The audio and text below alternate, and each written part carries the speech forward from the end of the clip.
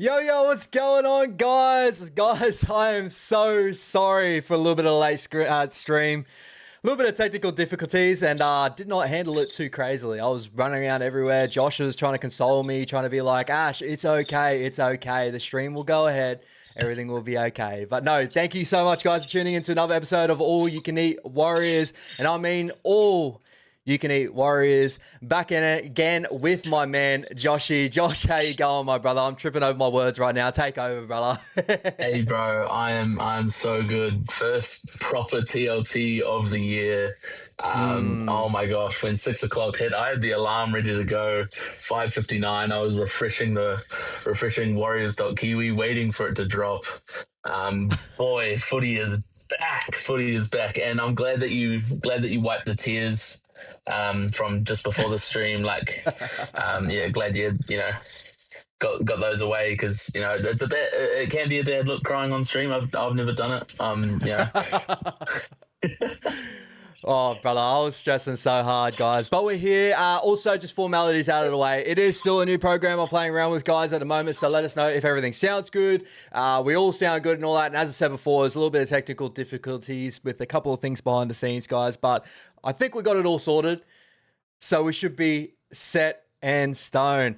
So a lot going on over the weekend, brother. Obviously, I know our trials kicked off last weekend. We got our trials coming up this weekend. There's a lot going on in the rugby league world, but I'm guessing we may as well touch on something that's not Warriors related, and then we'll make it Warriors related somehow, as we always do. But the biggest news going around at the moment, brother, Payne Haas over to the Rabbitohs in 2026. 3-year deal. A lot of news only just coming out about it, guys. So from what I've heard and what I've seen going around rugby league circles at the moment is the Broncos actually lowballed Payne Haas, which caused him to jump ship over to the Rabbitohs. He pretty much walked up to the Rabbitohs and said, if you can match what the Broncos gave me prior and give me 3 years, I'll come over to you guys. His dad was a Rabbitohs fan, so he probably had always envisioned being a Rabbitoh at one point. There was a couple of little story about, Sammy Burgess, stuff like that. But brother, what does this mean for rugby league? This is such a crazy news. I remember only a couple of years ago that we got a very similar type of news with Fisher Harris, a 3-time premiership winner, 4-time premiership winner at that point, right? 4-time premiership that winner. year? Yeah, for that year before he moved over to the Warriors coming over. How big is Payne Haas going to the Rabbitohs comparatively to what we had maybe with Fisher Harris coming over to the Warriors? I think it's quite similar. Obviously, as Payne is the better player. He's probably the greatest blimmin' prop of all time. But man, I don't know. I think, to me, when I look at it objectively and kind of put everything into perspective for 2027, the Broncos losing Haas and Reynolds makes them a lot weaker. I know they've got Jonah Pezzett coming in, but that's not Adam Reynolds. And their forwards take a big hit without Payne Haas, and that forward pack looks a lot weaker than it would with Payne Haas there. And then you flip over to the Rabbitohs, and Payne Haas makes them stronger, but what's doing with their spine?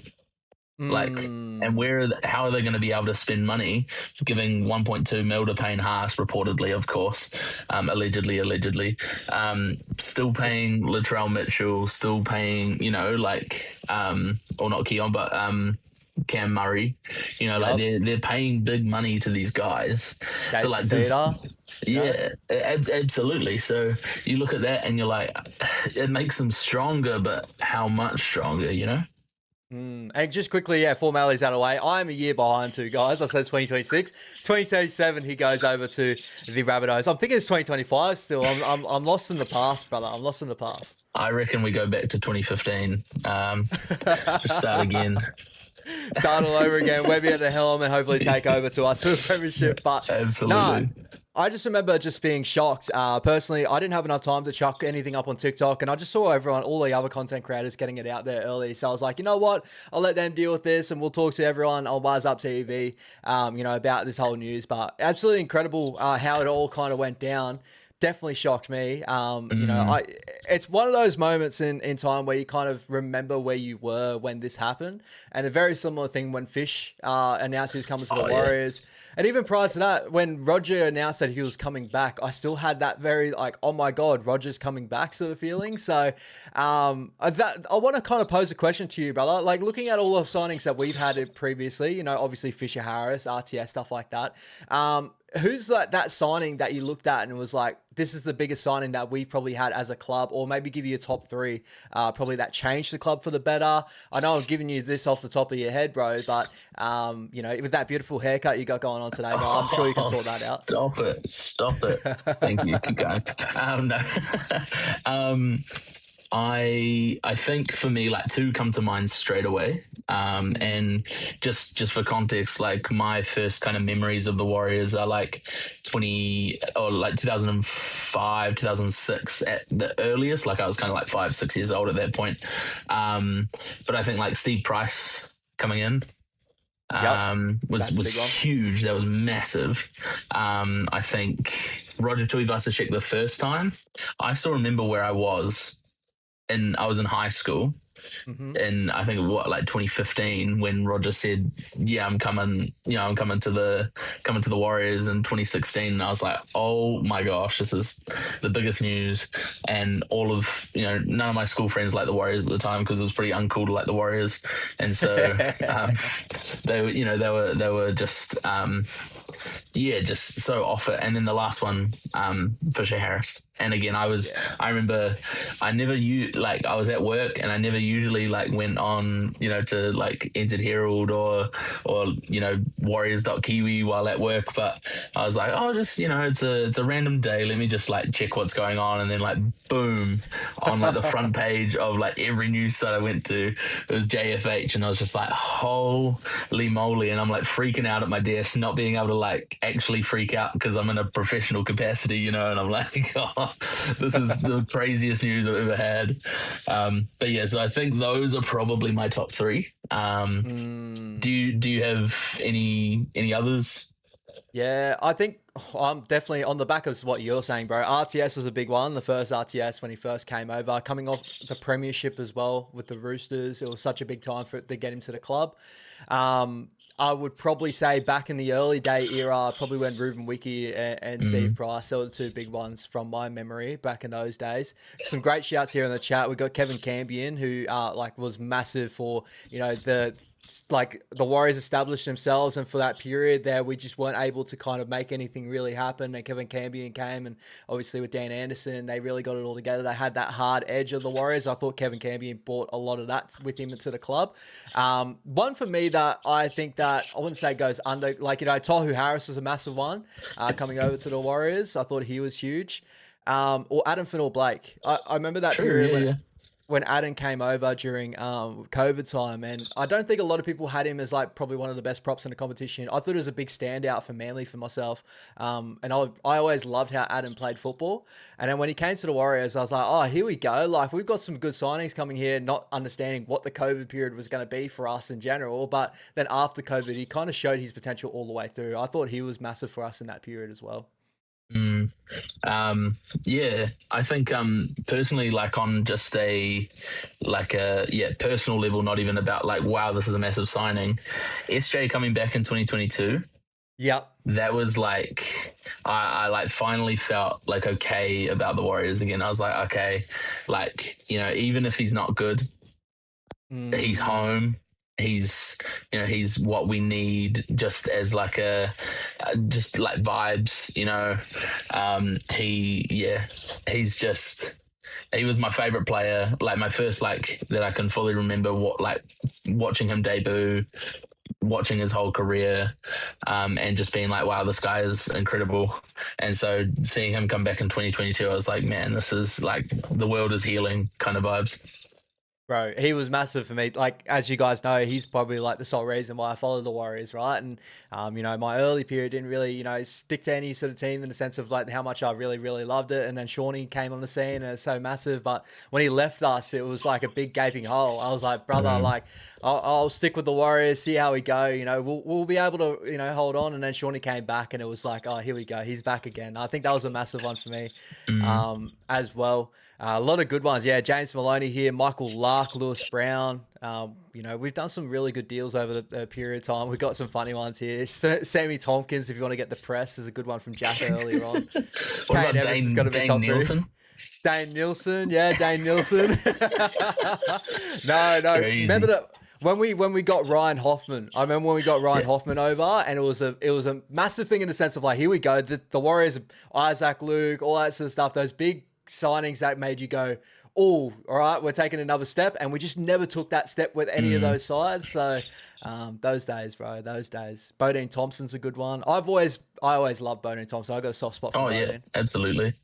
Yeah, but it's unreal to go back in time and see, really in rugby league, like where you kind of were, like, as you said, with the fish trade, you were at work and pretty much checking on things. I was at work as well. I was kind of just walking around, and you're not really supposed to have a phone on you at work at that time. And I pulled my phone out, and I just remember just getting messages, just bing, bing, bing, like, have you seen it? And I put up Instagram, and I saw it straight away, and I went, oh my God, ran up to my best mate, Brody, who's actually my boss. And I was like, brother, we just got fish. And he goes, no way. And I'm like, check your phone. He goes, oh my God, this is crazy. Like, that was such a big moment for me. I was like, here we go, baby, we on. Because I was so sad to lose an Adden. And I was like, oh, how are we going to like replace Adden? And a fish comes. So it's like, oh, we just caught a big fish. Oh, absolutely. Nah, I think it's funny, like over like in the 2010s, we made a lot of like big name signings, but like you said, it just never kind of went anywhere. Like we never took that step. And what I've seen so far in like the 2020s is like, or especially like, from 2022, 2023 onwards, is like the signings we've made are just so intentional. Like there's a reason that we're making these signings, and there's a reason, like Kurt Capewell coming across. Like that was one where, he's a bit on the older side, a bit, almost on the outer at Brisbane, had just come off a grand final loss. And so we bring him in, and then suddenly he's, he's like almost like a leader / transition / build up for Lecker, for Jacob, for these guys who can look at the second rower and go, wow, he does all the tough stuff, all the hard work, and he's still able to play big minutes and still able to do these things. And I just like, I love that. I love the way that these signings matter now. It's not just like, oh, we've got to fill a gap. He's on the outer, let's go grab him. It's intentional. Like even with AKP, there were like, we needed an outside back, and he wanted to come to us. He was like wanting. And initially it was like, oh, is the interest there? Is it there? And then finally it's like, yeah, okay, like, this is what we want. This is what, is going to happen. And now, he's ingrained a part of the team, and hopefully this year he shows exactly why we brought him in. Yeah, 100%. I like even going to be thinking more future proofing, looking back on this period. If we were to win a premiership, or we were to go the ways that we have, and even in this period, I think he's been a great player for us. But like a Mitch Barnett coming over, and the signing of Mitch Barnett, I first of all was like, I love it, because you saw the grunt that Mitch Barnett brought. I thought it was a throwback to those Kevin Cambions and stuff that we brought over.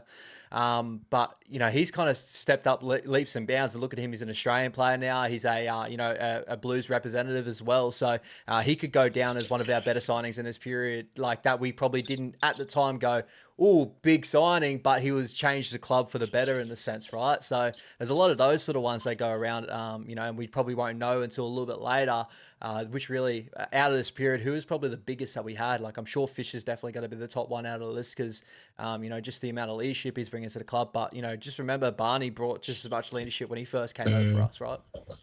Yeah, I've really liked how intentional Webby has been with our players coming across. And I was listening to, I think it was the Between Two Beers podcast with Cam George. Yep. I've just been listening to that over the past couple of days, and the way Cam talks about Webby and his just how intentional he is with like, hey, I need to have a one-on-one meeting and catch up with this guy. I need to, take him out for a coffee, learn who he is, and from there he makes the decision. Like it's not like, oh yeah, he's available, he's ready. Let's just bring him in. He's actually like, it's almost like storyboarding a vision for how they'll fit in the team, and he wants to know that like this guy will be what we need and like how we need him to play. And I think like players are going to be, when they're coming off contract now, if they're hearing that the Warriors are interested, that's going to be a, oh my gosh, let's go. Because they've seen, like you said, they've seen what's happened with Barnett. They've seen that Kurt Capewell is still playing Origin into his 30s. He's still being relied on, picked. He started Origin, 2 games last year? Yep. And Queensland won both of them, like that's massive contributor. Yeah, 100%. And so it's not like he comes over here for his last paycheck and he's out. We're at the point now where Webby is developing these guys to where we look at Kalani going and Toby Crosby and things like that who have come, like Toby Crosby through our system, Kalani going, we got a few years ago. But coming through our system and being built up so much by the work of Webby and the coaching staff that we're sad to lose them. And it's another one of those like, are they going to bite us in the ass again? Whereas like when we used to lose players, they would always go and do that because another coach would have their best interests in mind. And so I think like the shift now into players wanting to come here to be better players, be better people is going to like bode so well for us going into the future. Agreed, bro. Agreed. I think the big one there that I'm kind of looking at, you kind of touched on him a little bit earlier, but AKP, I remember in that period with the Titans, and we obviously the wingers for the Queensland Maroons at the moment, you got Xavier Coates, you got Murray Dalungi, you've got, Val can push to a wing. You've got a lot of guys that are veining for that spot. But for a period there, I think AKP, but people are looking at AKP as like, maybe we can shoehorn AKP in there and he could change the game in that. And him coming to the Warriors could be a big change in his development and get into that level, right? What Webby can do with him is very similar to what Mitch Barnett and could all help the Origin arena with the, with the Queensland Maroons having the speed on the edge, the match with the hammer and all that sort of stuff. So, those are the guys we want to see, in the future continue to develop and get to these positions. And I think that's been, that's such a good point that you bring up is, these signings that we've had in this period under Webby and how we're kind of the club's going about it. Is just shoring us up for the future for more people to look over, across the ditch and go, you know what, there's a ability for me to go over here and get myself to Origin, international stuff like that, right? Which is absolutely incredible. And probably just lastly, onto this point, guys, probably one of the greatest Warrior signings of all time, the greatest winger of all time from Willis T. Is a legend, Denon Kemp, brother, the bloke in the bar. We had to shout out the big bloke in the bar. Crazy big stream they obviously did. Did you see his emergency podcast with Maddie when Haas got? Oh, that poor man, bro. And honestly, like, what would it feel like for a Warriors fan? Like, probably would feel like Sean Johnson leaving, right? Like, I don't understand Shawnee's not Payne Haas in the sense of like he wasn't ever spoken of as, Payne's out and out best prop in the game. People already put him up there as like one of the greatest props, or if not the greatest prop of all time right now. Now he's got a premiership. And Shawnee, for me, I've always, held him in arguments saying he's one of the best halfbacks in the league. Trust me, boys, all that. But I think with Warriors fans, when he left, I think that was a part of them that left with him. And is Payne, you reckon, that same thing with the Broncos, you feel? It could be just because it could spell trouble for Brisbane. Like, I reckon...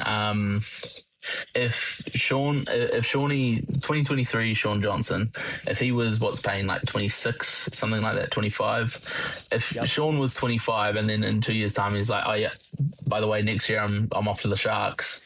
Yeah. Like I would have cried. I would have been, no one could come get me from my room. I would have been sitting in there crying, like, taking weeks of sick leave, just, oh, it's real bad, I promise. Like it's, because like that's the type of player he is. So no wonder like Brisbane fans are freaking out, especially when, reports come out that, oh yeah, they tried to lowball him a bit. And you understand why they lowballed him, because they just won a premiership. They want to keep everyone together, but Yep. he's not the guy you lowball. He's not the one in the team you lowball. You lowball like a Jordan. Not like, again, not saying these players are bad. They're just not Payne Haas. You Yeah. lowball a Jordan Ricky. You lowball like a Karapani, or even a Katoni Staggs. You lowball them. You don't lowball Payne Haas. It's brother. Then I heard that because who posted it up? Someone posted it up recently, and I saw that. I think it was Carianis or something. No, not Carianis. Someone was come off holidays. Who was it? Or was it Chamis? It might have been Shamus. Someone came off holiday. No. Channel 9 always gets his head in the frame for videos, stuff like that. What's the joke? Danny Wilder. Wilder. Yeah. He put it up on his X, I'm pretty sure, and he said that he's just come off holidays, but what he's hearing is that's what happened. Payne got lowballed and pretty much walked up and said to Wayne Bennett and the Rabbitohs, if you can pay me what the Broncos were paying me, I'll come straight to you guys, which is, it's crazy how deals like that work out, right? Well, no, I love that story of Payne Haas. First of all, part of the Penrith, juniors, like out Penrith ways. And that story of him with Sam Burgess and being so ready to sign with the Rabbitohs, and saying to Sam Burgess, if you come watch my game, I'll sign with the team. And then Sam Burgess brushed him, and so he didn't go to the Rabbitohs. But actually, what will always haunt me around Payne Haas? What's that? Is seeing that preseason that he came here, and he was training here over preseason, and just knowing that we had him, at the club. Crazy, bro. That photo went around with him with the Warriors ball, and I was like, oh, brother, like, could you imagine if things aligned, man? But we're at Logan now, right? We've got like a base in Logan, and there will be, I think there's a New South Wales Cup trial going on in Logan. I'm going down to that. So guys, make sure, I'm pretty sure it's on the Warriors page. If not, I think it's on the Future Warriors, or check it out, guys. You'll be able to find it somewhere. But I think it's New South Wales Cup Warriors versus the Redcliffe Dolphins Q Cup side for a trial match out at Logan. So make sure you try and get down to that. But obviously we got the base down at Logan, and around those areas you'll be able to find some Payne Haases and stuff out there. So hopefully you get to find one of those boys coming through, bro. Honestly, hey man, we've got a fair few coming through our grades at the moment. There's some huge boys coming through there, even in our cup side as well. Like, you look at them and you're like just for example, like Edemia Toyava, seeing him and the way he plays the game and how hard he works on and off the ball, on and off the field, like. I could see him, becoming a great for the Warriors. It's just how long will he bide his time, 100%, bro. Well, talking about the juniors, brother, look at you, mate. You're setting up segues left, right, and center. This is crazy. Call me a presenter. Let's go. Unfortunately, both our development teams go down over the weekend, brother. Our Harold Matts team goes down 24-18 to the Manly Seagulls. May as well touch on them first before jumping over to SG Ball. But fairly competitive match. I thought we started off very, very well in that game, and then Manly put a couple through on us. Manly got a couple of really talented juniors coming through that system at the moment. More so, we'll talk about the SG Ball side. They've got a couple of guys to really watch out for coming through. A lot of people know their names already. But is there any people who kind of stood out for you in this contest here? 18 points we put on the board. There was some moments where we did look like the better team, the more dominant team. I think it's just, for me, still direction probably got with that grade. People have got to also understand with this grade, it's not so much about winning all the time, winning the premiership. It's probably just trying to get the best development through and best players through our development there. But there was some really nice performances for me. But is there anyone that you want to probably shout out first of all? No, it's hard. I mean, premierships aren't won in round one. And it's good to just see the boys, getting out there and playing together. I'll always shout out number 13, Ilya. I thought, he's pretty decent. I didn't actually get to watch the game, just watched, caught the highlights afterwards. But Yep. I mean, those boys have had, I think there's 40 boys in that whole squad, and so like knowing that they're also playing for their spot next week, almost, the way that the squad's so big and they're all, kind of the same level. I don't know, like, again, didn't get to catch the game. Did anyone stand out to you? Yeah, there was a couple of nice performances, bro. First of all, I want to touch on, I think it's CO Carley's younger brother, Daniel Carley. He had a really nice moment in that game, nice line break. I think he didn't end up finishing his dinner in that one. He got all the way to the try line, unfortunately getting held up, but beautiful footwork from him. He looks like a guy to kind of watch out for, my man. The two front rowers that we had starting out the game, I thought really started off fairly well, and I enjoyed a lot of their work through the game. You got Kenny Luffy Tuanai. I thought that he was really strong out there. Obviously, Cristiano, I thought he was obviously had a very solid game, the 13 right there in the middle. Tongia as well, probably another guy that kind of piqued my fancy. And shout out to the fullbacks over the weekend. I don't think Kyan didn't have his most incredible game either, probably more so in attack, but defensively, he was really solid out there. So Olsen, I thought that he had a red hot crack out there. You probably would have seen a highlight over the weekend of him putting a really beautiful shot right under the ball, causing a spill the lollies, and the boys play off the back of that. And we'll talk about another fullback defensive performance in the SG ball game, but Manly obviously getting a job done, coming over from memory last year. I think our Harold Matt's team beat Manly, and then our SG Ball team unfortunately went down to Manly in that grade. But Manly coming in this one for Harold Matt's 24-18. Our other matchup, brother, you had the SG Ball. Again, did you watch much of the SG Ball? Not too much, just the highlights of that as well? Yeah, caught the highlights. Saw Tyson Hansen, and like he played really well. And like Bishop Neal, man, like bro, what is that? Like, that's a big man that can move, bro. I'll tell you that much. I actually I got asked over the weekend where we kind of see Bishop Neal, like, because obviously he's the one that everyone knows, right? So when's he starting in first grade? When's he playing first grade? Like, at most, I'd expect Bishop Neal to maybe touch one or two cup games this year. At the end of the year for sure. Mostly just playing Jersey flag, playing big boy football in Jersey flag, playing against, 20-year-olds, 21-year-olds, and then next year probably, hopefully cup for most of the year, and then into possibly like around 27 debut NRL if everything's going well, things like that. So, but man, he is just a freak. He is freaky. Bro, honestly, the size of the man, the movement of him, just quickly too, guys, 28-14, the Manly Seagulls got it done over our boys there. But, Bishop, bro, that moment, picking up the ball, open field, pretty much, Goosey around the fullback. The offloads, the first offload he had in the game where he had it in such tight sequence and popped the ball out. He's got that really nice natural ability. The question is him going up against, the bigger boys, the men's and stuff. Because when you're that size and you can move that well, obviously the younger kids are going to struggle to deal with you. We do kind of rely on it when we're close to the line. I think the overall sentiment in that game for me was our halves probably didn't get us into the right positions to kind of get everything done. Not until Tyson Hansen came on, I felt like he sparked us up in that game for sure.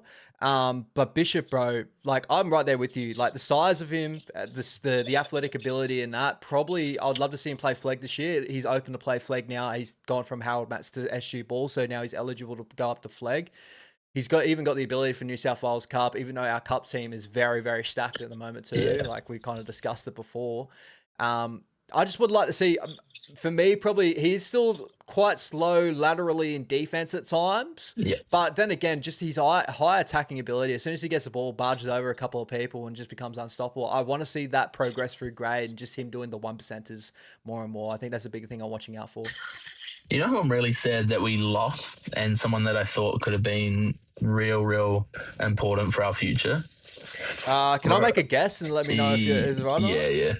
Ronan Byford? Yeah, I was just about to start saying his name, yeah.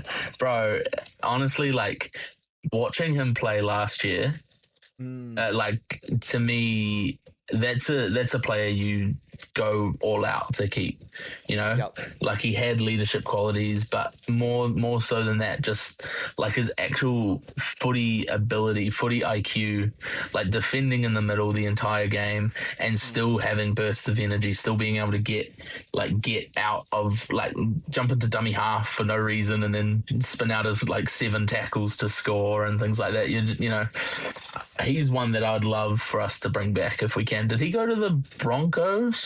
Yeah, so he went over to the Right. Broncos for the little period. Well, that's why they let Payne Haas go. Yeah, exactly. They got someone like Ronan Byford coming through. He might be one of those guys that goes over to the Broncos, does his, like, you know, tutelage under there, and then probably coming back to the Warriors, maybe, depending on how he feels. I know there's a lot of good stories about Ronan. Like, Ronan had to do a lot of big travel to even play with the Harold Matt side and, you know, get into that side. He was training, I think they don't train full time at Matt's. I think it's only a couple of times a week or 3 times a week. They only get together. And he was traveling from, I can't remember. It was from pretty much the other side of the country all the way to Auckland to get his training done and traveling all the way back. Like, Ronan's going to be someone to watch out for in the future. But yeah, he's gone to the Broncos for a little bit, guys. So hopefully the Broncos can get some good development into him, and maybe we can take him back later. Hey, look, Reece Walsh, you know, we did that for them. Maybe they could bring it back for us. You know, you never know. Yeah, 100%. I'd be happy for that. That would be perfect, as long as Ronan Byford turns into a Reece Walsh-esque player. Warriors forever. Doesn't he go to Keebra Park? He may go to Keebra Park at the moment. Probably I haven't been now. watching any schoolboy footy. But yeah, he was obviously in our system. I think he was at Mags for a bit as well, Mount Albert Grammar over here. Yep. But I think he grew up in Whakatane. So that's like what, 3 and a bit hours maybe from Auckland. But there you go, guys. If you want to watch 2.5, a bit 3 more, hours. Yeah, bro, that's what I mean. Like, apparently he's traveling some decent distances to get there training and turning up week in, week out. Warriors forever. He's, claiming, Keebra Park now. If he is Keebra Park, guys, make sure you watch your schoolboy footy this year. Check out Ronan Byford. He was in our system. Very, very talented middle forward. I'm right there with you, bro. I would love to keep him at the club. He looked like that really sturdy number 13, but still had a little bit of upside with his attacking game as well. He had that game-winning try against the Rabbits, I think, from memory. Was it Rabbits or Panthers? I think it might have been the Panthers. Early in the season. Because I remember Lennox Tuiloma did it probably a couple of years ago, and it was nearly the same sort of try. Right, it's just a like scrappy through the middle, break like 7 tackles somehow, and dive over the line, literally like on the buzzer, you know, like the last play of the game, scoring. There was a game where we came back, we were like a try down, and we ended up like 2 points down, and then he scored to win it, and we scored both tries within like the last 2 minutes. And like he was like, again, just so instrumental in those kind of games, and like his leadership stands up so much. And so him being like 17, I guess, if he's still going to Keebra Park, like crazy.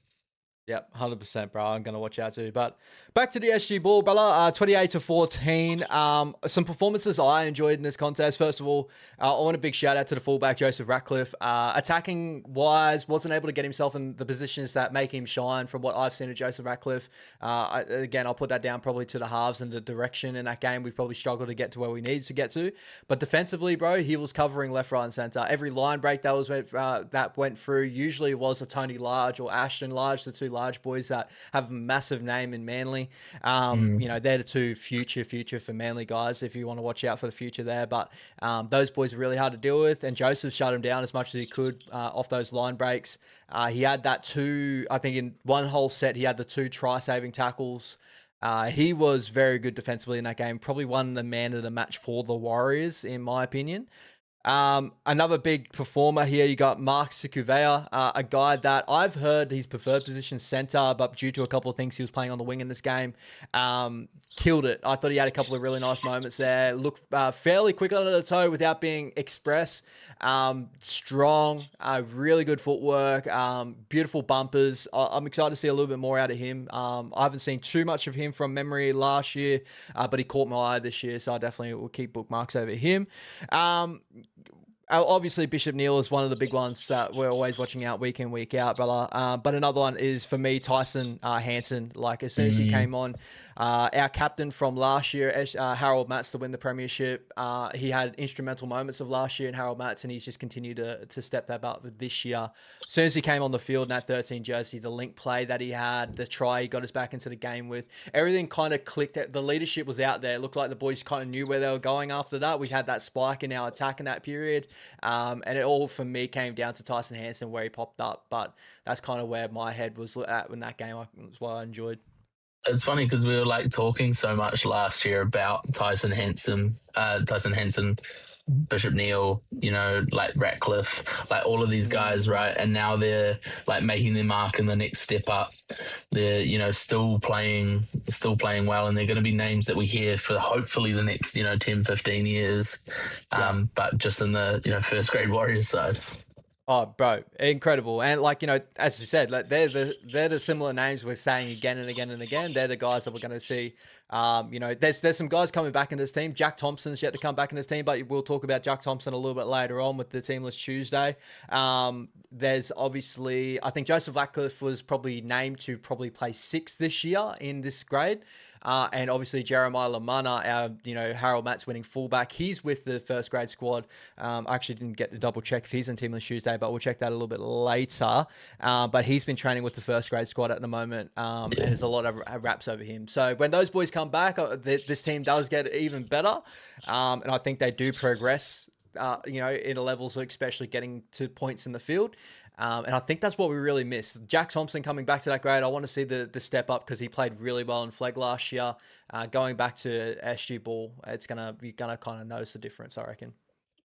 Yeah, just real quick, are we seeing one of those large boys from Manly that you talked about playing 6 this weekend for them? For the main Manly squad. Tony Large, that exact same number 6. He's back again, bro. Him and Ashton, right? Like, I'm a huge fan. Like, Ashton was a thorn in our side all game in that number 9 jersey, chirping up the boys, like just getting in amongst everything, as every number 9 does. Shout out to all the number 9s out there, starting off as a number 9. I was very chirpy on the football field. So, and then you got to the wing and it was like, is that a fan? Yeah, now I just stopped talking, bro. Hey, shout out to the boys in the chat too. Actually, some of the boys in the chat. I met out someone. I was playing OzTag for the first time, bro. It's been probably about 15 years since I played any type of football. I was playing touch probably prior to that, and obviously rugby league and stuff like that. I'd say it probably is going on about 15 years. I forgot how old I am right now, right? And I had no fitness under me. These guys just tore us up OzTag wise, right? Trying to learn the rules, this and that. Shout out to the bro. He's in the chat before. He kind of just chucked it up in there before. But far, man, the game's so far past me than what I kind of knew. It's like kind of envisioning where I need to go, all that sort of stuff. Everything's kind of clicking later on in the game, but to start off the game, bro, it was a hopeless performance. So, hopefully I'll get back in. How old are you now? I'm turning 30 this year, the big 3-0. Oh. Yeah. Sorry. Hey, don't do this to me, man. Brother, these young kids running around out there. There was a moment, right? There was a line break, and this bloke was pretty much just gone, right? I've just put a head back. I'm like, I've got this guy. Like, I had the speed back in the day. I've just paced it, and he's getting further away from me. I'm like, nah, this is not me anymore, right? Oh, bro. Hey, that's why I just play 7-a-side soccer at the moment. So I'm just goalkeepers for me, man. I'm out there. It's only up from here, brother. It's only up from here. Shout out to DJ Big Bad. A big bad dive. Yeah, I'm so sorry. DJ, thank you so much for becoming a member as well. And also, guys, last week, I'm so sorry I didn't get to shout out all the members and everything was kind of happening very quickly. First stream back. I will get better at it, but shout out to our members that signed back up last week. Absolutely incredible. I think Levon kind of restructured the membership program, guys. So go check it out, guys. If you want to check it out down below, join and try to support the channel. Yeah, it'd be amazing. But yeah, OzTag stories, they'll be coming probably week in, week out with Joshy here. You're going to hear me get injuries. I'm tight today too, by the way. Oh, yeah, tight. Bro, it was a tough one, man. It was a tough one. Tough getting out of bed in the morning. Oh, bro, 100%, bro, 100%. Anything more you want to add to that game, Bella? Obviously, disappointed to see the boys go down, but there was a couple of really bright performances in both those games, I thought. Well, and I think that's what junior football is, right? Like, it's Yeah. just getting these guys ready for the constant week in, week out, and what clubs expect. So Yep. it's not so much like it's not that winning isn't like preferred. Like, obviously winning's a preferred. If you could win every game, that'd be awesome. But um, we're just looking for the development. We're looking for them what they've been talked to in training throughout the week, them to actually then go and do on the field, you know, Yeah. and put those little parts in their game, because they're gone from learning the game as just a kid, right, learning how to play the game, and then being taught shape, later on, and then now they're learning the little intricacies of every single part of football. They're learning how to count numbers, learning how to watch the shape, learning all of these different things, looking at film, looking at tape. That's what we're looking at now. And so to see improvement is like the number one thing that we're looking for. You hit the nail on the head, Bella. That's basically all you should be watching these games for. It shouldn't be as competitive as like, oh, we don't win a premiership, that's a bust or anything like that. We're looking for these kids to develop, learn their football, learn their trade. And, we've seen kids come through systems prior, that don't win it all, and they, all become absolutely incredible players, stuff like that. So just the boys will be okay. They'll learn, they'll learn everything. And as I said, a couple of different tweaks and turns, they'll be right back up there. But shout out to the bro. Here he is back in the chat. Yeah, no, he's all good, bro. He's on a new team, and they didn't know the rules, bro. Didn't know the rules at all to Oztag. Oh, was he on the other team? Was he bro, on the other team? After the game, bro, he goes, "Oh, bro, I love the content." I was like, "Oh, yo, shout out!" But nah, bro was gassing you, and then now in your comments, hey, bro, nah. Shout out to him. Business. He knows, bro. That forward pass, well forward. The referee not called at all. Forward pass, nah. It was so fun, bro. Honestly, That's right. It was so different, bro. Like Oztag, like everything's like playing touch. You can kind of dump on someone, then you got a retreating defensive line, so you can kind of make things work. So you can come off the right foot and kind of skim blokes and stuff. Oztag, it's just like Oztag, you go back to the ruck, you got to play the ball, so everyone's a reset line. So then you're kind of making up plays as you go. And we had no clue what we were doing as an Oztag wise. We only had a couple of players that probably played Oztag prior. Everyone else came from rugby league probably about 10 odd years ago. Shout out to Brody. He's only been out of league for probably about a couple of years now. But yeah, we'll be better, brother. We'll be back, bro. We'll be back. Did they have you just sit on the sting for a while, or? Bro, I was blowing. I was trying to find myself on this thing for a couple of seconds, and I got found out real quick. I put this mad short ball onto my mate's Mrs. Jade. Shout out to Jade. And she caught it right on her face, and that was great. And then I tunnel balled her too. She's come earlier. She goes, yeah, me. And one of their players rushed out trying to get the intercept. So I double pumped and put this like bullet straight behind her, bro, in between the two players, went to the ground. I was like, bro, I have so far lost my touch, eh? Bro, she's probably gone home going, why does this guy hate me? Like, bro, she's like, this guy talked himself up all year and he turned into this. So I was like, brother, I never spoke myself up at all. So Oztag Stories, guys, tune in, week out for Oztag Stories, week in, week out, to see how the team progresses, but did not start too well at all. I'll tell you that much. Hey mate, that's how it goes. Again, you can't win championship round one. You can't chase down blokes in round one. That's not how it works. Yeah, we're down on troops, Bella, too. So hopefully next week we get all the troops on deck, and we can come back. And talking about troops on deck, Bella, how about that segue? Try that out for size. Here we go. Bro, put us on Fox League. Let's go. Oh, put us on Fox League.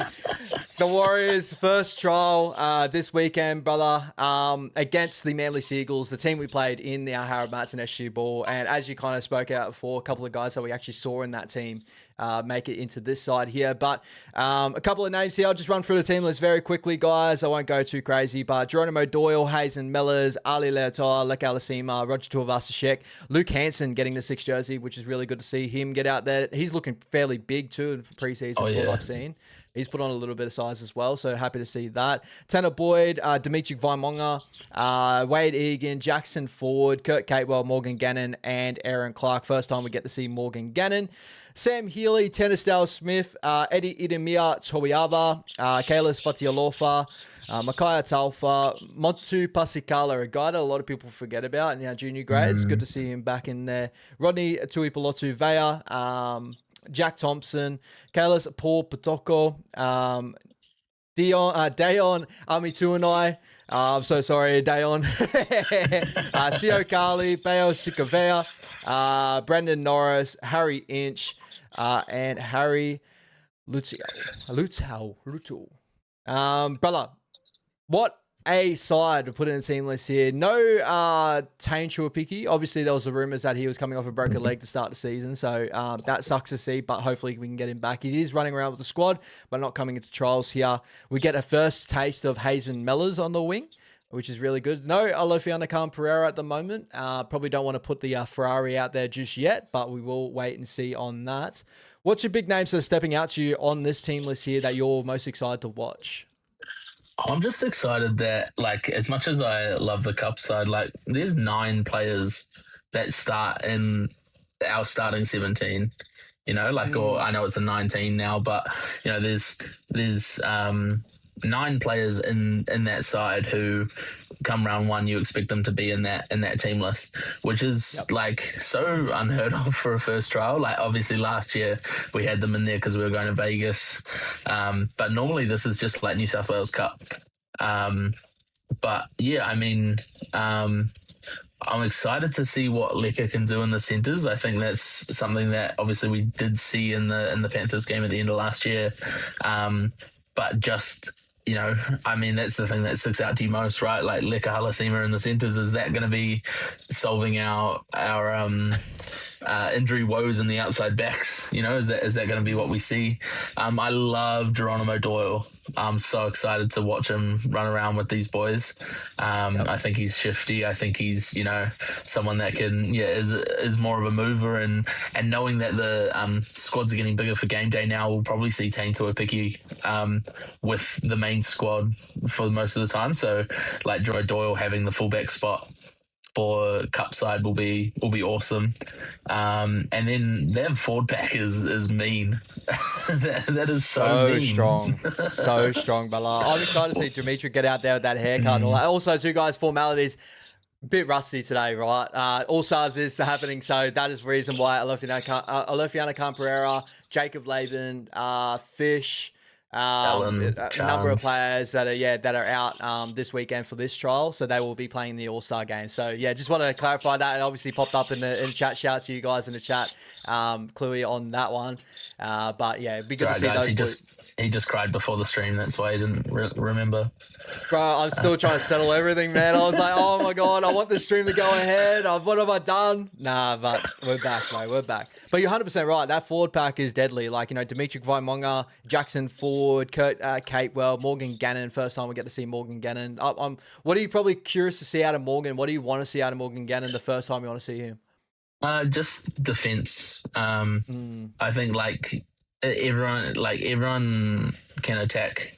Everyone can, you know, be shifty, but like he's come over from the Super League, and the Super League isn't notorious for fantastic defense. You know, when you've got players like Matt Duffy almost winning man of steel over there, you know, you're causing yourself issues when you're trying to say that you're a reputable league. And so, yeah, just want to see some defense out of him. I think if Kurt's more left-sided from memory, then Morgan will be on the right, so he'll be defending next to Tanner Boyd, which again, like, you just want to see his defense, you want to see how he goes. And then I think if we've got Roger on the left side, then you've probably got Ali and Hazen Mellors outside him, maybe, unless we're getting Hazen, because Hazen is a left-sided winger. From all I've seen a couple of highlights of him probably playing on the right side, so I think he can play both, but I think he prefers to play left. Because, I mean, Roger is like you could put him on the right and he'll be as good as he is on the left. So maybe we're going to see Roger from the right, and then that could spell AKP. Exactly. That's a really good thing to point out, but I didn't actually think about that for a sec. But if we do see Roger on the right, maybe that could spell that AKP's put in his side, because AKP predominantly plays on the left. He's a left-hand ball carrier. He's suited to the left-hand wing role.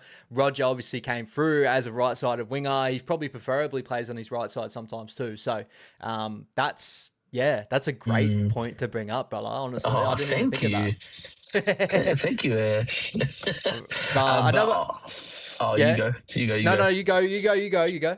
Oh, I was just gonna say more on the like interchange in the young boys, like in the reserves. Like there are so many goers in that like from 14 down to 29. Like, what I was doing before is thinking like, you know, we've got Pasikala, we've got Putoko, Amituanai, Kali, Norris. You know, we've got like 5 outside backs.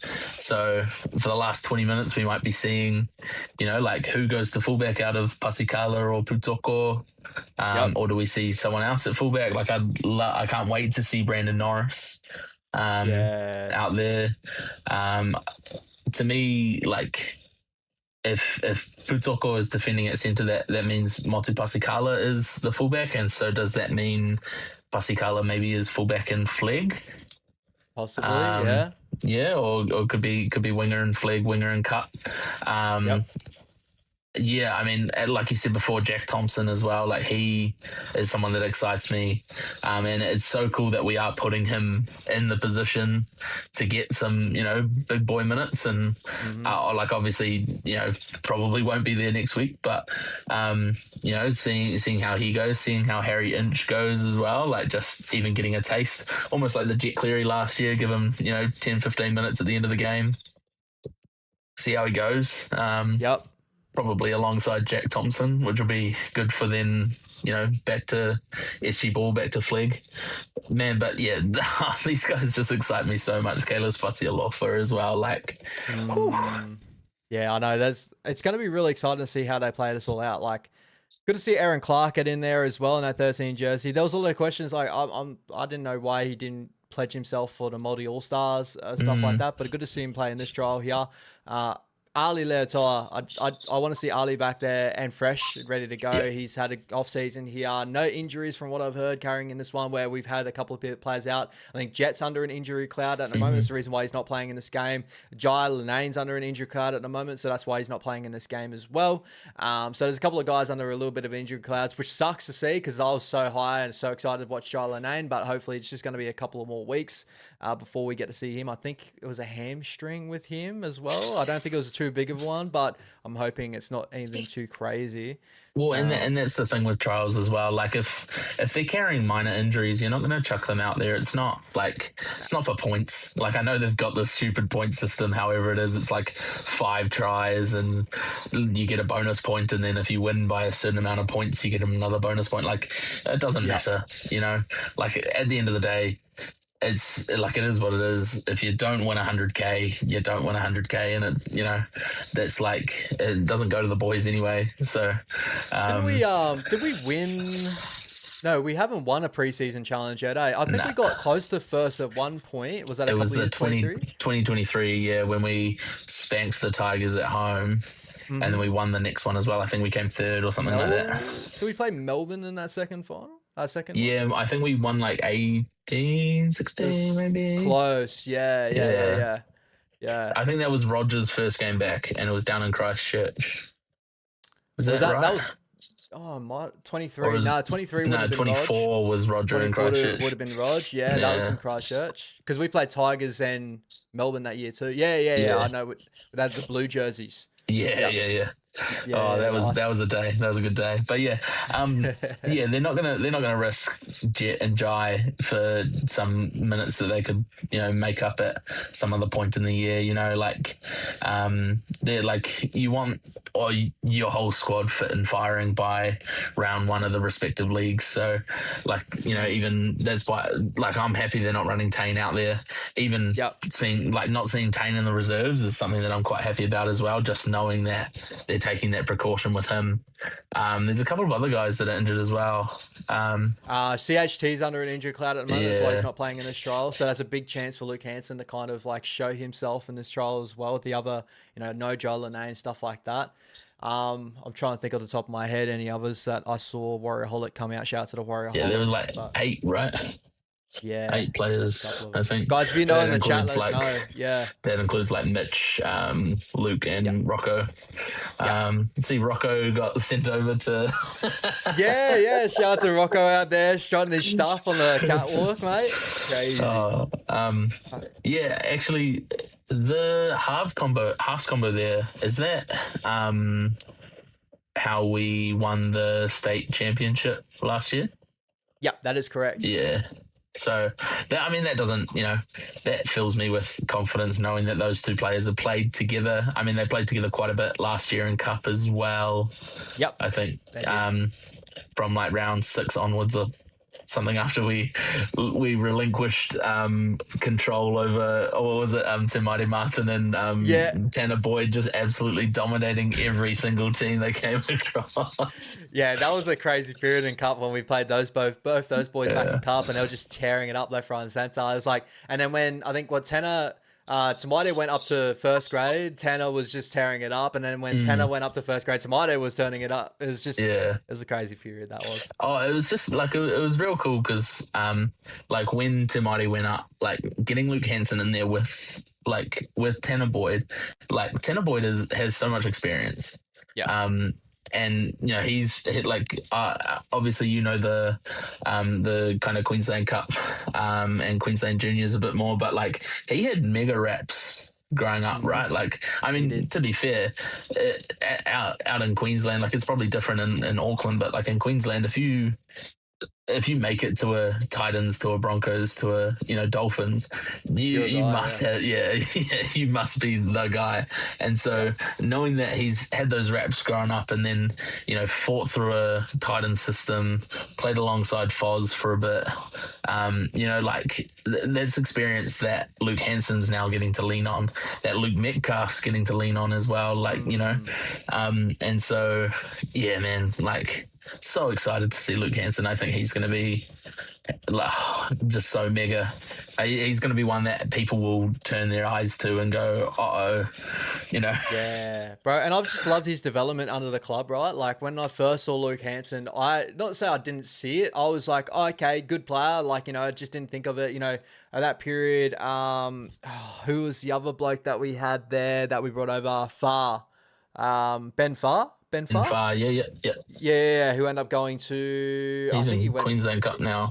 Yeah, he's playing the Seagulls, Seagulls, Wynnum Manly, that's right. I was about to say Tweed. Tweed and Wynnum Manly I always get mixed up, but... Sea Eagles. No, Seagulls. It was the Seagulls. Is it Tweed Heads Seagulls? And then Wynnum Manly Sea Eagles? Yeah, Tweed Heads is black and white. He's playing in the maroon, I think. And it's Wynnum Manly, so they're the yellow. They're the green and red. Yeah. But he played with Cobbo a little bit last year. Yeah, and he was more of an attacking style of player. Can play fullback, and I saw like Luke Hansen there as well in periods, and I was like, I don't really see it yet. And then every year he's progressed, and I think the biggest jump I saw out of him was actually through last year, where I saw him get dropped back to Flegg. And he was just leagues above that league. And then when they got it back in the Cup, he actually showed himself to be, a very good 6 in Cup. And I was like, okay, so this guy's stepping up as quickly as possible. And Webby's always been very high on him. He brought his name up when we were talking about Jet Cleary's of last year, when everyone was like, Jet's got to play first grade. He's like, we got Luke Hansen, right? We got these other guys. So, but with your Tanner Boyd point, bro, that's another one I'm excited over. Is through this preseason, right? He's got a full preseason to be in that number 7 jersey. Obviously, Luke's been out with injury and all that sort of stuff. I'm excited to see how he kind of dictates the pace of this game, and he kind of shows his ability, because going up against Joey Walsh, who comes with a big name over from Manly, they're very high on his hopes in the future. Tony Large, we kind of touched on him a little bit earlier. He's got the ability. He's the best half that's there at the moment, the most experienced half that's out there. I'm excited to see what he's got in his game, his kicking game, see if he's really embedded himself into the system, and hopefully take that into first grade this year as well. Yeah, like I was saying before with Morgan Gannon as well, just like my major hope for Tanner Boyd is just that, like, again, he's had that whole preseason to work on the defensive structures and trust his inside men. And, like he'll probably have New Kore and maybe Liquor inside him, like, interchanging in and out.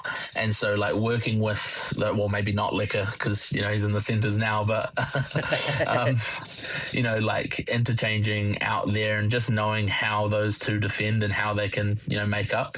I think like my hope is that he just doesn't bite as much as he did. Like if he gets beaten on the inside shoulder, like is that him or is that someone inside him not doing his job? Like that's the kind of thing that you're always kind of taught, like, growing up through systems is you got to always protect the inside shoulder. So sometimes it's like, just feeling the pressure. I think a lot of it's the communication from that edge back row to tell, hey, I've got this covered, push out on your lead. I think Willie Mason actually explains it the best that I've heard over podcasts and stuff like that, is a lot of it does come down for your middle man just communicating, or even that feeling that that inside's covered and then pushing out on your reads and then playing on the out. You don't want to be beat on your inside, because when you go to beat on your outside, more than likely people score tries in corners, and you'd rather people score tries in corners than in the inside. So I understand why he's like that, but I think it's just more of like the trusting of the inside, kind of like setting on that, but also then eyes up off your read and kind of where's the play dictating going towards. And then, within the contact, he is a smaller body. So I understand why he gets himself caught in those positions, but it's just obviously growing in that position, which you're 100% right on. Yeah, I think as well, like when he was playing Cup last year, like we were just absolutely dominating teams to the point where they're like tired and they're attacking tired. And so like he's, seeing slower shapes. He's, like able to read, able to like wait on his inside man kind of thing. And like going up to the NRL, that's just never will happen. And so being called in round 16, 17, 18, whatever it was, like after the bye, because I remember they ran out to the team training and let him run out first by himself. Yeah, I remember that. Yep. So like coming in mid-season and just like having to build those relationships, just like it's hard. It's so hard. So hopefully he's been able to build that this year, and he gets to show for the first 7-8 weeks, however long he gets with Luke, either on the sidelines or coming back through Cup, just that he is like he has something, and he's used this preseason to make the team his own. Yeah, 100%, bro, 100%. And I guess you're gonna kind of see, well, you won't see it in preseason trials because you're able to dip into all your reserves and stuff like that, but this could kind of open up the discussion with the 6-man bench and where everyone sits. So moving on to someone like a Sam Healey, right? Someone that I'm really excited for coming into this year. Obviously, put his name up in lights last year. He stepped up through the grades very quickly. We only got him in that preseason. He played in a number 9 jersey, showed himself, and then, come Magic Round where he ended up making his debut due to a couple of different things, which is great to see. He's such an intelligent player, very, very quick dummy half. I'm excited to see what more he has in his game. I still think there's a couple of things that Sam Healey probably needs to embed into his game, especially in his passing game. I think like he still sometimes has the 2 hitch. He kind of enjoys to come out of dummy half, which is okay. Play with the markers a little bit.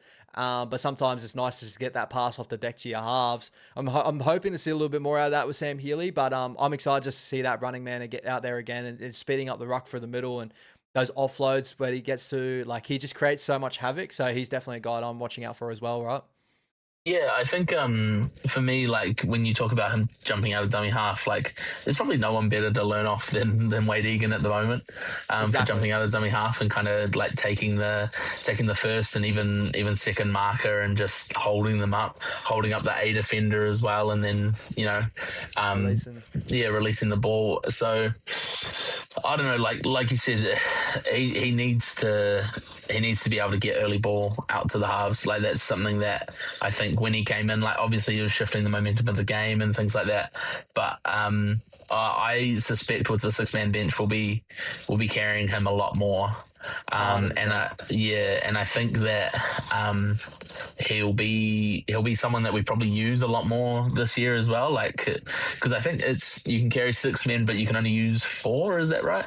That's correct. So it's really up to the coach's discretion. The best way I can explain it is, guys, if you watch any sort of soccer, like football or anything like that, even basketball, right?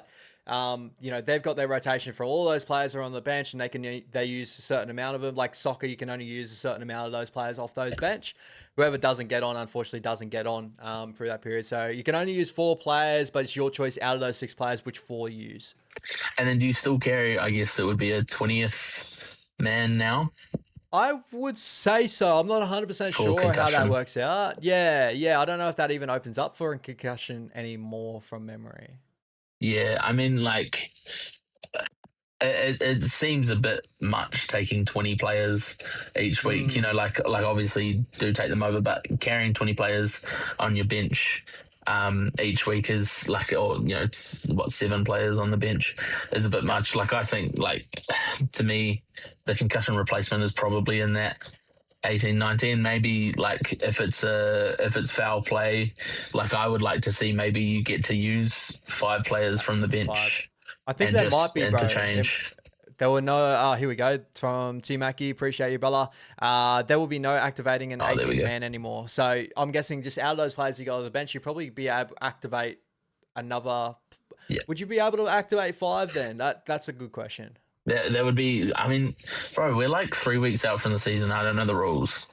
Like, can we not do this? Like, what is going on? This is I'm 50-50 with this one. Like, I understand. I like the 6-man for the whole thought of, like, now we get to carry. Like, for the Warriors, I agree with Kempy listening to his 6-hour-long podcast. Shout out to Kempy. Got me through work today. Absolutely incredible. But with the Warriors sentiment, I think that we are probably one of the better teams by the looks of it.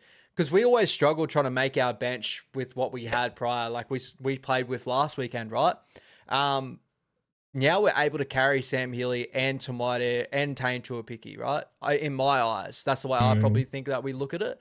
We're able to carry it, like, at least 2 of those guys on our bench.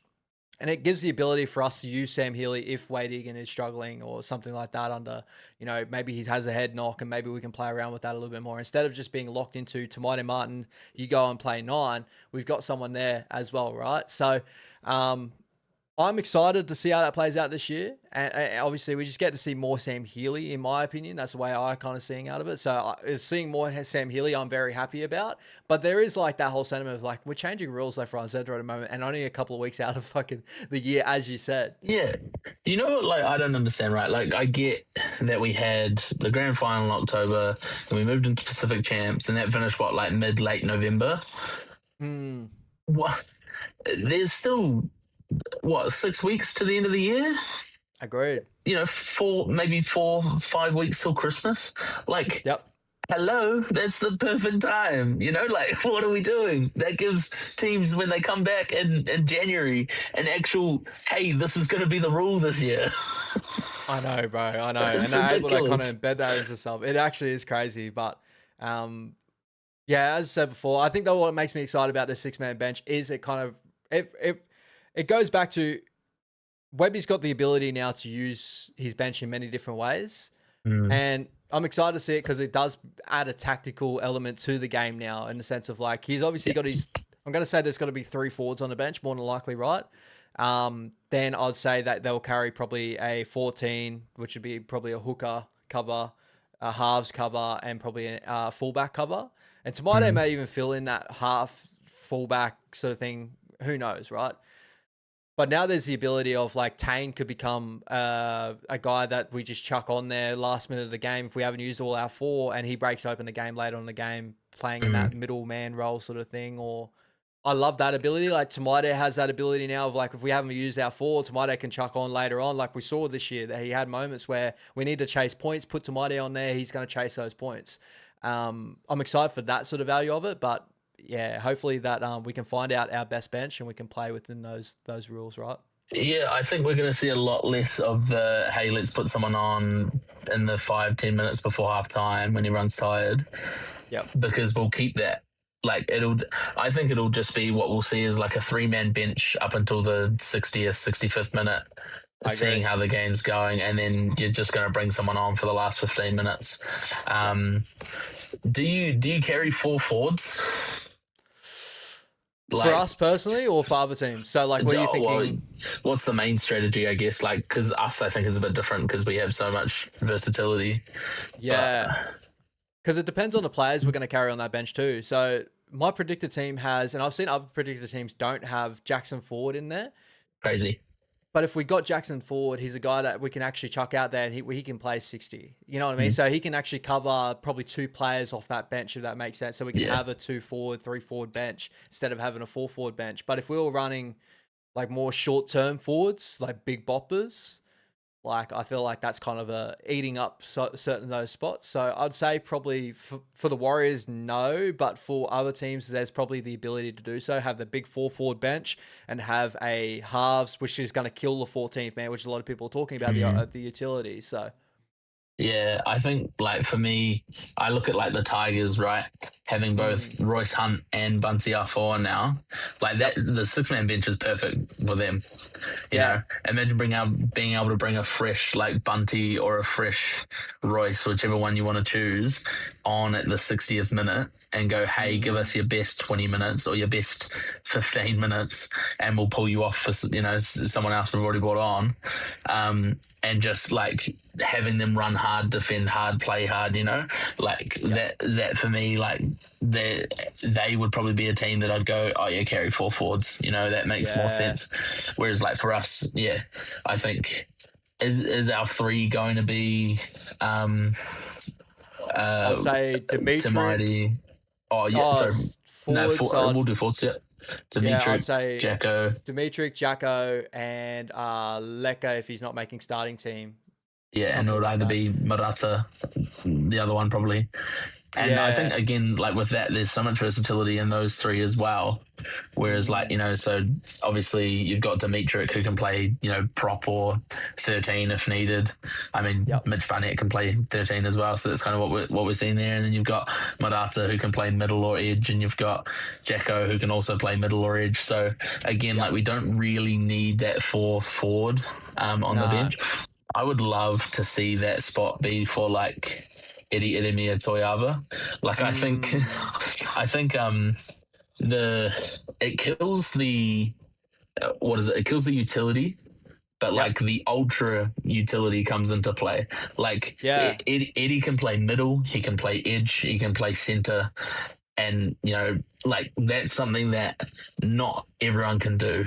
You know, and so for him, like if we had say a Tame go down or a something like that, like is that where Eddie steps in instead of like an out and out outside back?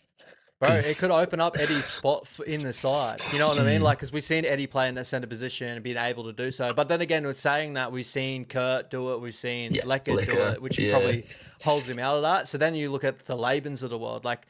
I feel like, you know, we're just discussing a team list, you know, prior, but like it's struggle for me to fit Laban in right now. And I really want to fit Laban in because I thought he was I thought he progressed a lot last year in my eyes. I thought defensively he was unreal. He showed a lot of ability in a multi All-Stars. Unfortunately, just Felice Kafusi just put him out for the rest, like for that rest of that season. But that's right.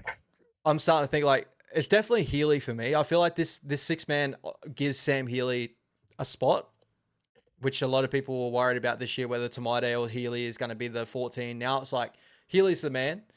Then we'll have like Dimitri, Leka, and Ford, right? If Barnett's full ready to go. Then I think Tamide is definitely within that 6-man bench because he's able to cover those other positions. Do we maybe just because Tamide covers that fullback as well? Unfortunately, Tane goes back to Carp, or maybe he gets starting fullback role, whatever plays out in that sort of situation. That's where we carry Laban or Eddie in that position. This is the end of the contract or the contract years for Murata and Kurt. Yep. What do we do? For me, I mean, because you're talking about Laban, you're talking about Eddie, talking about Leka. Yeah, for me, Kurt's already in kind of the realm of like, I think that Kurt's probably going to leave by the end of this year and whatever he plans to do with rugby league in period. Murata still has the ability to be around with the Warriors. I would love to do it like as a reconfiguration of his contract. I probably wouldn't have him on what he's on right now. Even under 80K. Yeah, I probably wouldn't have that, but I think he's still a great contributor for the side in the sense of like he can play in the middle, play on the edge. I thought he had a really good year of last year. I think that kind of went under the bridge a little bit for a lot of players, but I thought that he actually had a decent year last year. And hasn't been too bad when he's played for us. He just has suspension issues preview to that. So find a way to hold on to Murata. If he does want to go find more money elsewhere, have the ability to do so. But both those guys do open up the opportunity for Laban and Aleka to find themselves in the side as well. Yeah, I think we definitely, and again, like I love Murata. I think he's been like that, again, that 2023 season was like where he knew his role. His role was right edge, playing next to Sean, and you're just like defensive and running hard lines. Like that was his role. And then 2024, it was like, hey, you're going to play middle and edge, and we're just going to see how it goes. And then he got injured to start the year. Remember, he like broke his foot or something like that, and he was out for the first 12 rounds. And you go, oh, well, okay, now he's just going to come in and try and play both of those positions and not really know his role. So I think like for me, he'd be one that I'd want to hold on to, but again, like just free up some money. Like we need to be able to free up money to keep our young guys happy, and like I'm glad that we've extended Laban and Dimitrik and Leka. Like that's what we need. But then that second level of upgrading these players, like being able to get Sam Healy some like a bit more money, for that, and Eddie and Tanner, Sal Smith, and these guys that are coming through. Kalis, give him a better contract if he kicks on this year. So try and get that money moved around with Murata and offer him a lower contract. And again, if he gets something elsewhere, awesome for him, not so awesome for us, but opens up the money. With Kurt, I'd say we probably see him go to Perth. Yeah, that would be I think that would be really good for him. I think it would be really good for Perth as well. I think it's like a Jesse Bromwich for the Dolphins. Leadership, 100%. Yeah, just someone to be the leader of the club and still provide a good service for them for a while. Yeah, no, like this is not like, I love Kurt Caywell. He's actually provided like really good service for the club and all that, but I completely agree with you. I think that more of these age and just like kind of thinking of it as more management sort of wise, probably would say that the Warriors probably say, hey, like, you've done very, very well for us. Thank you so much. But, whatever you want to do from your future, you do whatever. But great comment here from Creeper as well. Gannon played centre in Super League sometimes and started off as a half. I did hear that he played a little bit of six in periods as well. Ball playing skills for a lock, but prefers second row. Ultimate utility if he ain't starting. So he's another guy that is in that Eddie mould as well. Yeah. So we got all these guys that can cover all these positions. I'm so curious to see how this plays out. I really am. Like, we struggled a little bit, like, doing New South Wales Cup in first grade last week, kind of naming sides off the top of our dome. It's just so many spinners in the works of how this could go. But also means there's probably good rotation in that six-man bench to where I don't think players are going to be sitting on a six-man bench for week in, week out. I think we're going to see maybe Eddie will sit there one week, and maybe we'll see Gannon sit there one week, and Webby has the ability to put these guys on if he needs to, but then they're getting rotation in cup, and they're actually playing cup and playing football. They're not stagnant on the bench week in, week out. Yeah. But yeah, this could be a last ride for a few of our boys. Yeah. Could be last ride for Roger, Chanel, possibly Tanner, Tanner Boyd. Rocco's, I think, in a contract year as well, but I think we'll probably keep him round, or hopefully we will, because he's a fantastic centre. Murata, Capes, like it could be that we see a whole different squad next year. Yeah, 100%. And we'll just see a lot of these young boys probably progress and take those roles, right? But be ready, Be ready. It is opening up. But anything more you want to touch on? Just quickly back to the team list, brother, before we pretty much jump offline. Shouts, we touched on a little bit. Jack Thompson's a big one there, a young half that we got coming through. Sio Carley, good to see him in and about at the moment as well. Brendan Norris, you touched on, very, very talented outside back that we have there. But I think a big one that a lot of people will probably be thinking about and talking about too is Harry Inch. We get the first sort of taste of what Harry Inch is going to bring to the Warriors. He's probably only going to be on limited minutes towards the end of the game. Get to see the size of his body against all these bigger boys as well. Very excited. Pause. Very excited to see the young boy get out there and absolutely kill it. But anything more you want to touch on there, brother? There's a lot of great names here. I'm sure that a lot of Warriors fans are going to be, bookmarking this one for the weekend and watching this trial for sure. Yeah, I think one name that I have wanted to point out for forever, one that so enjoyed watching in Cup so much last year, Micaiah Tafua. Bro, Yeah. he is shifty. Yep. He's if you don't know, he's a number 9. And again, like we've got Egan and Healy, so he Hmm. probably won't get many minutes. But he is someone that in a couple of years, I think he's still eligible for Fleg this year. So Yep. he's still 20, maybe 19, 20 at the moment. Like he's one to watch. Like he's oh man, I like he just gets me so excited. There was a couple of games. I think we had a mean as comeback in Fleg last year. We were down like 15 points against, or like 18 points against the Tigers or something, and came back. It was at North Harbour Stadium, and he Yep. was just so instrumental in that comeback in that game. Yep. I think he scored a couple tries. He might have got a heady that game. I don't want to actually put that on him, but he, scored a couple tries. He was genuinely outstanding, and yeah, like I love little shifty number 9s, and I know we've got Egan and Healy, but he's going to be one to watch out for. He's going to he was bossing it in Cup last year. Yeah, I thought it was very good. He's another one of, as I said before, Luke Hansen is not that I didn't see it to start off with, but I Yeah. thought that he developed so well within last year. Like I think the first year I saw him was in SG Ball or Fleg. And I was like, okay, there's something there, but I don't know. Like he was in that Brennan Smith mold for me. Like he's a guy that can play in that middle forward, play in that 13, kind of get everything going from the middle, but can play number 9. But now I can see him out of number 9. His passes improved so much. His ability to get out dummy half and kind of dictate the ruck momentum and stuff like that. I think that he's really stepped up in his game last year, and he was one of my favorite players to watch as well. So great name to point out there, brother. Honestly, great Yeah, name to and I point out. mean, like even looking back through, like, or looking through our grades as well, like Oloa as well, another number 9 who's Yep. pretty great. Like they were sharing minutes in Fleg last year, which is crazy.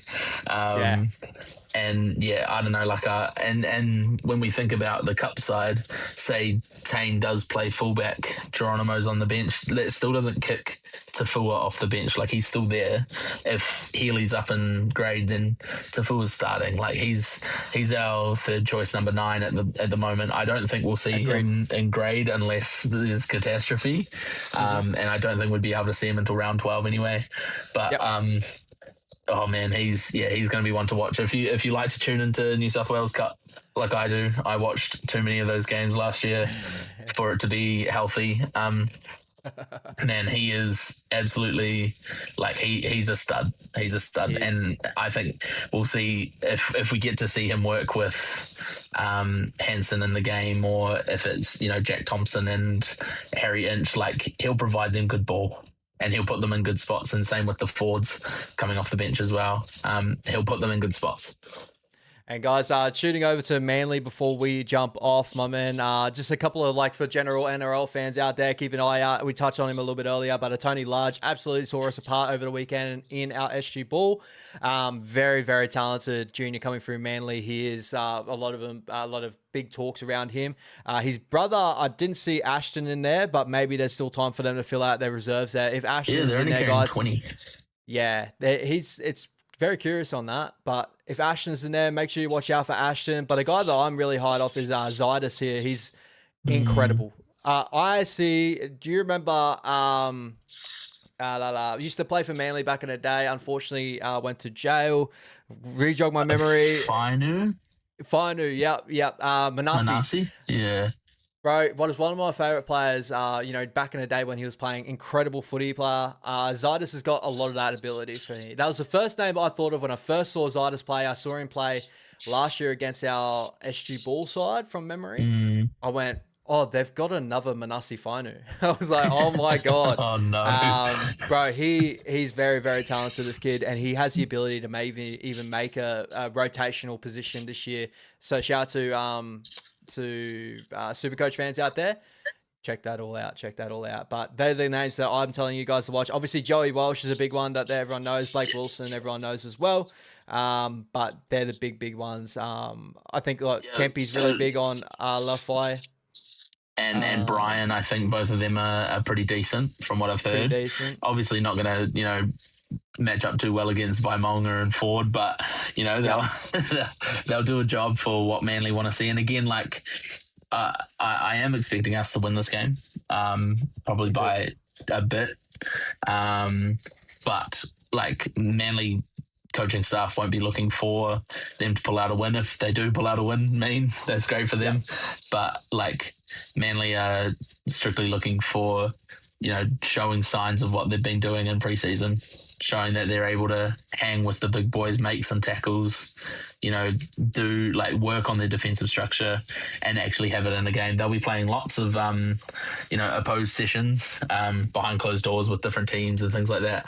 But that'll be, where we see, I think, like what Manly are looking for, and whereas what we're looking for is our players to play very well and to show that they're ready and geared up to play NRL this year. There's a lot of shouts earlier on too. Caleb Navale, keep an eye on him, especially for Supercoach this year. But there's another guy too, again, hasn't been named here, but keep an eye out. He's a guy that I've been watching in Manly system at the moment. Another front rower, middle forward, absolutely killed us in SG ball as well last year. But Campbell Nunn, pretty sure it's Nunn or Munn. Incredible player. Really, really good middle forward there. Really high work rate, really high motor. He's a guy that, continue watching through Manly's system. They're another guy that maybe will fill in this bench. Who knows? Because as I said, they're carrying pretty light at the moment. I reckon they're probably going to carry a little bit more coming into the weekend. That might change a little bit later on. But anything more you want to add, bro, before we jump off? One more thing. So with our SG Ball team, they're going up against and the Harold Bats. They're going up against the Rabbits, the Bunnies this weekend. I think it's Sunday again, down in Takanini again. Watch out on the Bunnies side. Dean Tawa'a. He's a gun, honestly. What position? He's a centre. He's also my colleague's cousin, but that doesn't stop him from being a gun. That makes him more of a gun. But no, he's actually like he's in one of those, those lists that like ESPN drop or like Fox League drop, and they're like, these are the next 20 people to look out for. Yep. He was in one of those like 2 years ago. Yep. And it was with, like stars that are now playing. And he was, he's in like alongside Hamasi Makasini or whatever his, like from the Tigers. Makasini's like, a gun, yep. Yeah, so it's like he's around those names, and he's like known over there as like he's an up and comer, and he doesn't have a lot of space, I guess, in front of him to make that, to make the Bunnies top teams or anything like that. But he will be one to watch out for, and I hope, hopefully he comes home. Comes back to the Warriors. That'd be nice. We need a centre. We need centres. Yeah. I'll keep working on my colleague for that one. Get him back and forth on that. But yeah, Dean Tawa'a. He's it's going to be a gun. So, but I mean, we're going to win, but he'll probably score a try or two, I'd say. I love it. Nah, thank you so much. Shouting that out, brother. Make sure, guys, if you want to go check it out on barsports.com. Is it .com.au or .com? I'm against you. Yeah, I think it's Bar TV Sports. I think that's real confusing. But yeah, bartvsports.com.au, I think. And you can there's an app and you can get it in New Zealand as well, I'm pretty sure. Well, I had it last year, so I'm assuming you can have it again. Yeah, 100%, guys. Make sure you jump on today if you want a chance. They've got an annual subscription or a monthly subscription. Annual is a little bit cheaper, obviously, but I'm on the monthly at the moment because I'm only going to have it for a little, obviously that period in New South Wales Cup, and then it's going to be off and gone. And but I'm very, very excited for the year. Very, very excited for the trials coming up, brother. Anything more, Dad? That's it from me. Oh, I didn't. The Wi-Fi didn't crap out. I made it through a whole stream. No. That's it a actually went really well. I think honestly the stressful start actually did us really, really well, right? Yeah, definitely. I think guys, if you can just drop Ash some love in the chat. He's still going through it. You can see it there, tears welling up. But it's all right. I'll make sure he's consoled after stream. Don't worry. He'll give you a big hug and all that. But thank you so much, guys. Make sure you like, subscribe if you enjoy the stream. Comment down below your thoughts overall, guys. Obviously on YouTube, you can come back to the video at any sort of point at live stream. and comment your thoughts around any sort of things that we brought up today. But make sure, tune into the weekend trials, guys. Tune into the All-Star game. There's a lot going on this weekend. Football is back, and I think we're all very, very excited to have it back. Appreciate Joshy for always jumping on. As always, guys, we'll see you next Tuesday with All You Can Eat Warriors. Up the wires as always. Take it easy. Peace out.